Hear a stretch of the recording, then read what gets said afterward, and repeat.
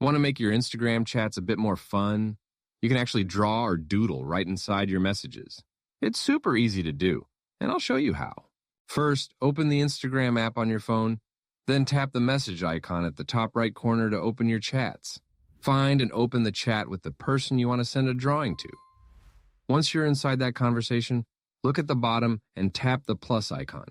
A small menu will pop up with several options. From there, tap on Draw.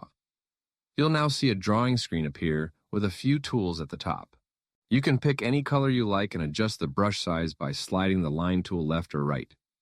Take a second to play around with it until you get the look you want.